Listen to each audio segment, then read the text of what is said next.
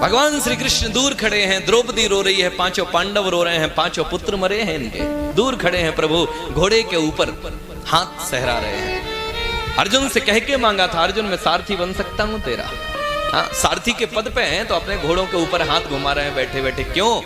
बोले ये इनका परिवार का झगड़ा है, पुत्र इनके मरे हैं, दुष्ट जो था अश्वत्थामा जिसने मारे हैं वो इनके सामने खड़ा है, इनका परिवार का मैटर है, ये अपने आप ही निपटाए, हम क्यों बीच में टांग अड़ाएं। और ये सच भी है, किसी के परिवार में कोई अगर वाद विवाद हो रहा है तो आपका कोई ऐसा मंतव्य नहीं होना चाहिए कि मैं जाकर के वहां सलाह दूं या मैं जाकर के उनके बीच में कुछ बोलूं। कब जाना है आपको? जब बात हाथापाई पे आ जाए तब जाकर के उनको दूर दूर करना है, बस आपका इतना कर्तव्य बनता है। या फिर दूसरा कर्तव्य यह है कि आप बुजुर्ग हैं और आप उनको समझा करके उस युद्ध को शांत करा सकते हैं तो जा सकते हैं आप। लेकिन तीसरे नंबर के लोग आजकल दुनिया में ज्यादा हो गए हैं। तीसरे नंबर एक कैसे हैं? बोले युद्ध को शांत नहीं कराना, युद्ध को बढ़ाना है, भाई के प्रति भाई को भड़काना है। युद्ध होगा तब उनको बड़ा आनंद आता है, अब मजा आया। एक भाई से दूसरे भाई के प्रति भरेंगे, दूसरे भाई को चुपचाप पकड़ के ले जाएंगे, उस भाई के प्रति भरेंगे। वो बीच वाले मजा लेने वाले लोग होते हैं, लेकिन भगवान ठाकुर जी ऐसे नहीं थे। एक बात बोलूं, घर में कभी हमारे झगड़ा ना हो इसका एक ही उपाय है। बोले क्या उपाय है? बोले जो भी आपके अंदर जो भी प्रॉब्लम्स क्रिएट हो रही हैं, जो भी थोड़ा सा अनबैलेंस गाड़ी हो रही है, कुछ मनमुटाव हो रहा है, कुछ बातों का डिसबैलेंस हो रहा है, वो क्यों हो रहा है? बोले हमारे मन नहीं मिल पा रहा है।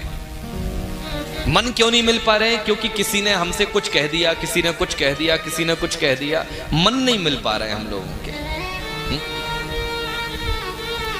बहुत अच्छा परिवार, हमें शारदा भैया का उस दिन गए थे घर, आनंद आ गया जाकर के। हाँ?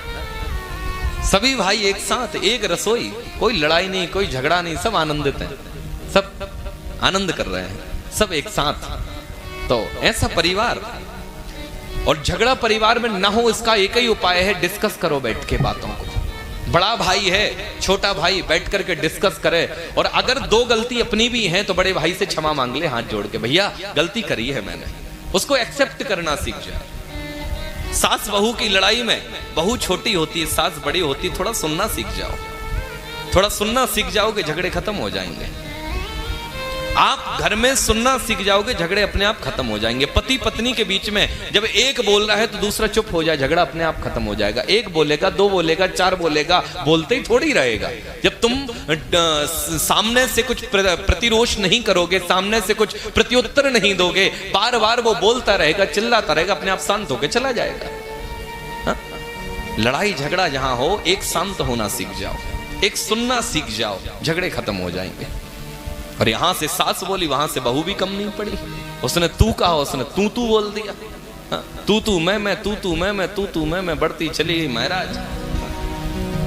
अरे सास है, बोल रही है, सुन लो, बेचारी और 10-20 साल की मेहमान है, क्यों खामा खाम में प्रेम से बोले राधे राधे।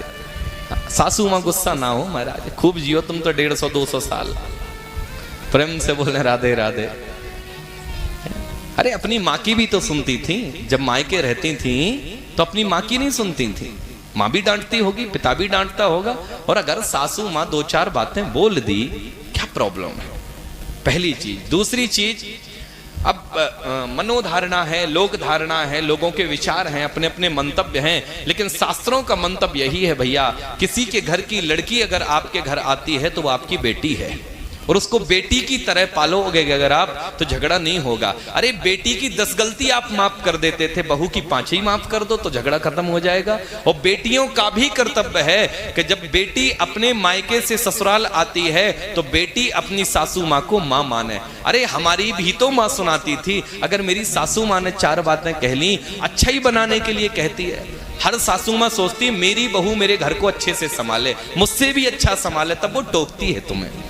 वो जो टोकती है तो तुम्हें बुरा लगता है, वो सिर्फ टोकती है तुम्हारी गलतियों को लेकर के। तो सुनना थोड़ा सा घर में सीख जाओ, आप घर के झगड़े खत्म हो जाएंगे। और भाई देखो, थोड़ा बहुत तो झगड़ा होते रहते हैं। 4 बर्तन हैं, और 4 बर्तन, उसमें वो होता है ना आपका, वो रखते हो, क्या बोलते हो उसको, जिसमें बर्तन रखते हो आप, हैं? जो भी होता है, हाँ, तुम्हारी भाषा में, उसमें जिसमें बर्तन रखते हो, जब रखते हो तो खड़खड़ खड़खड़ होते नहीं होते? जब उनको उठा करके बर्तन धुल के एक तरफ रखते हो तो बर्तन खड़खड़ खड़खड़ होते नहीं होते?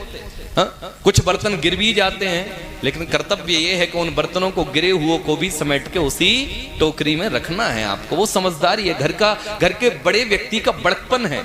घर में जो व्यक्ति बड़ा है, जिम्मेदार है, उसको सबसे ज्यादा सुनना पड़ता है।